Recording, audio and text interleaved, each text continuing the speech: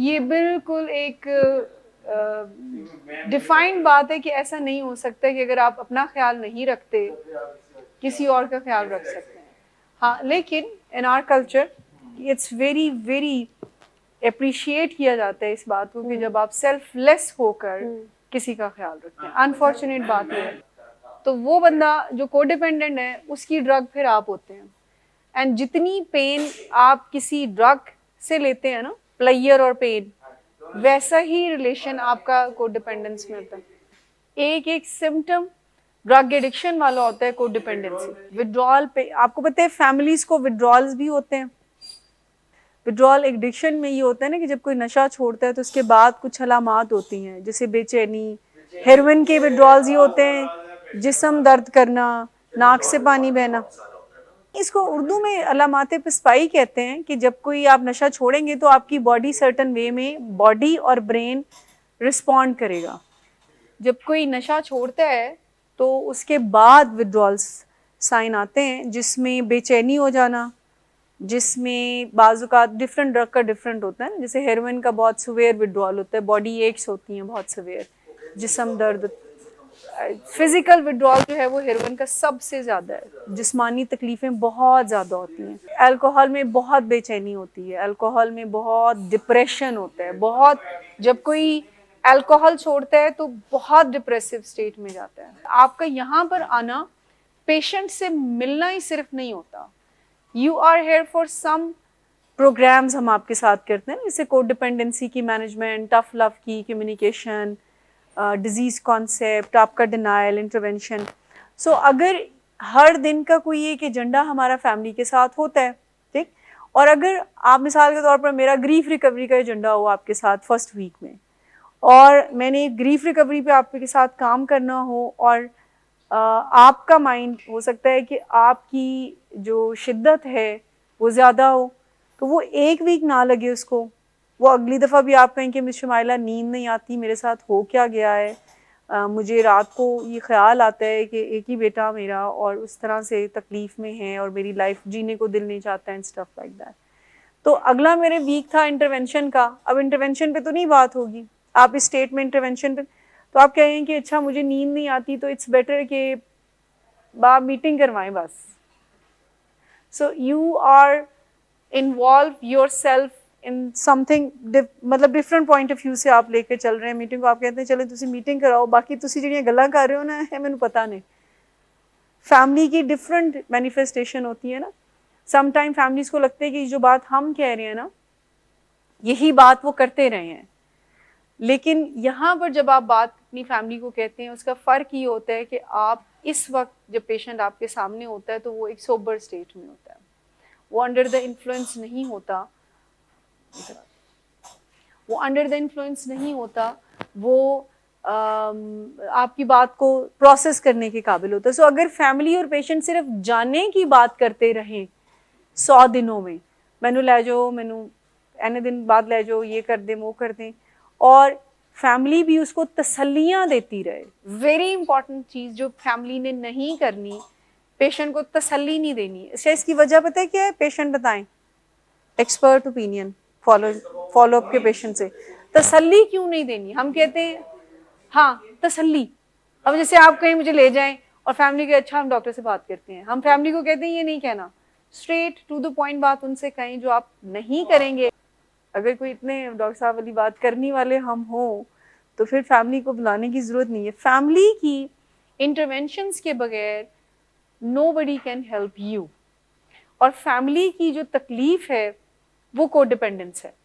Codependency की वजह से family can not help you full fledge way में। सो मैंने आपसे पूछा कि तसल्ली क्यों नहीं देनी चाहिए फैमिली को? तसल्ली हम क्यों कहते हैं कि आप तसल्ली मत दें उनको? देखिए, बात ये है कि अगर मिसाल के तौर पर आपकी फैमिली कहती है तो फिक्र ना करो, गल करने और डॉक्टर ना, और अंदर खाते उन्होंने पेपर साइन किए हैं कि जी you are here for 100 days, ठीक, और बस चूंकि वो आपका मूड बुरा नहीं करना चाहते और वो आपको कहते हैं कि जी बस फिक्र ना कर डॉक्टर साहब ना, मैं आज ही जाके गल करना है। मुझे बताएं, आपका इलाज पर ध्यान होगा? आपका इलाज पे ध्यान नहीं होगा। आप हर दफ़ा इसी उम्मीद से फैमिली से बात करेंगे, अच्छा फिर डॉक्टर साहब ने गल की थी, ठीक, हाँ, और एट द एंड आप कहेंगे कि अच्छा नहीं जाना, तो फिर एक और तरह की तकलीफ शुरू हो जाती है पेशेंट। सो इसीलिए जो भी बात हम करें वो फैक्ट्स के बुनियादों पर करें। अगर कोई पेशेंट साइकोसिस में नहीं है तो उनको विद इन अ वीक और 2 बता दिया जाता है, और कुछ वेज होते हैं जो इनडायरेक्टली बताए भी जाते हैं। लेकिन अगर कोई पेशेंट साइकोसिस में है तो अगर कोई पेशेंट साइकोसिस में है तो उसको फिर नहीं उस तरह से कन्फ्रंट किया जा सकता ना। साइकोसिस के पेशेंट को ये नहीं बताया जा सकता कि he is here how many days. Family के विड्रॉल्स पता है क्या होते हैं? फैमिलीज बताए, फैमिलीज के विड्रॉल क्या होते हैं? फैमिली भी उदास नाराज होती है, उन्हें हंस क्यों रहा है, उन्हें ज्यादा देर बाथरूम क्यों गया है, ये उसके फियर है। विड्रॉल्स क्या होते हैं? जब आप यहाँ पर आते हैं ना, आप यकीन करें कि फैमिलीज इधर बाहर जेल रोड का चक्कर लगा कर जाती है, अंदर नहीं आती। They have that kind of problem, इधर बाहर बैठे रहेंगे। हाँ, कोई फैमिली ऐसी कोई इस वक्त बैठी नहीं हुई जो ऐसा काम करती होए, लेकिन एक्चुअली में फैमिली ऐसा करती है बिकॉज वो हमें बताते हैं कि जी मैं संडे नू है जेल रोड का चक्कर ला के गया सी, क्योंकि वो उनकी एक एंजाइटी है ना। कोडिपेंडेंस फैमिली की प्रॉब्लम को कहते हैं। कोडिपेंडेंसी का मतलब आप डिपेंडेंट है किसी केमिकल के ऊपर और फैमिली डिपेंडेंट है आपके ऊपर। साइकोलॉजिकली, इमोशनली आपके ऊपर वो डिपेंड करना शुरू कर देती है। आपके हाथ में फैमिली की स्ट्रिंग्स होती हैं, ठीक है?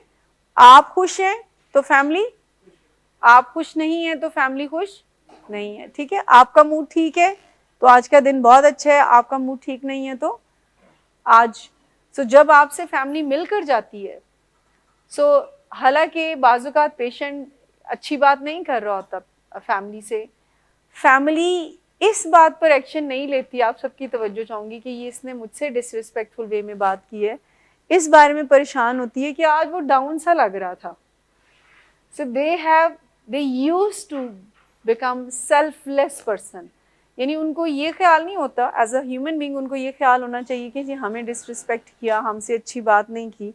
कहते साड़ी खैर है, डाउन बड़ा लग रहा सी, उसकी आँख एक छोटी लग रही थी एक बड़ी लग रही थी।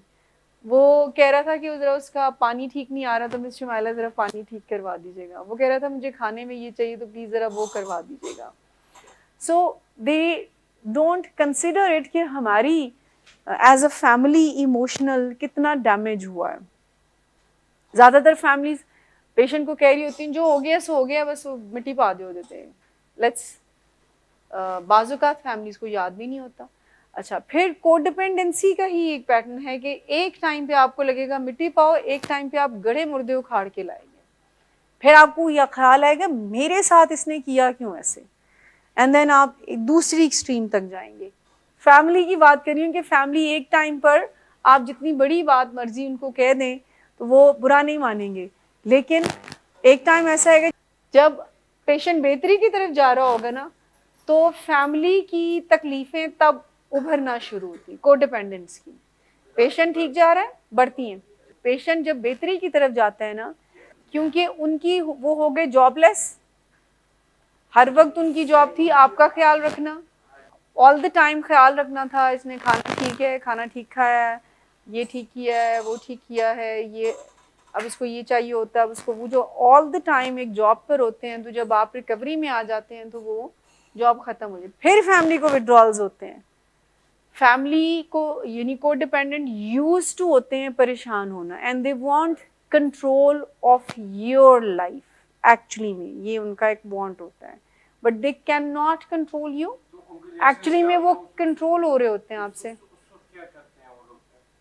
दुख हमसे कहते हैं कि जी इनफ इज़ इनफ, अब ये अपनी ज़िंदगी में ठीक है। वाइफ्स हैं तो वो ज़्यादातर कहेंगी कि ठीक है अब हम जा रहे हैं इसको छोड़ के। मैं आपको ये कह रही हूँ कि ये बहुत सारी बीमारियों की वजूहात बन जाती हैं उनकी ज़िंदगी में, जब कोई अपना ख्याल नहीं रखेगा और उनको फिर over the period of time ख्याल रखना ही नहीं आता है। They used to indulge themselves in sick love, और वो कहते हैं कि that we are fine with that। अगर हम सारी रात जाग कर उनका पहरा देने में खुशी महसूस करते हैं तो प्लीज़ हमें ये करने दें, हमें कंट्रोल उनकी ज़िंदगी को करने दें, और वो इस तरह के पैटर्न्स में पड़ जाते हैं। अच्छा, जब पेशेंट बेहतर होना शुरू हो जाता है और फैमिली बेहतर नहीं होती है तो फिर उनकी एंजाइटी बढ़ती है। फिर क्या होगा? अगर कंट्रोलिंग पेशेंट की फैमिली की तरफ से है, एंजाइटी पेशेंट की फैमिली की तरफ से है, और पेशेंट ठीक हो रहा है, वो फिर भी देख रहे हैं कि अच्छा ये बाथरूम में ज़्यादा टाइम लगा रहा है, कहीं गड़बड़ तो नहीं है, ये छत पर ज़्यादा है, कहीं गड़बड़ तो नहीं है, ये आज बात ठीक, ये यॉर्निंग ज़्यादा कर रहा था, कोई गड़बड़ तो नहीं है।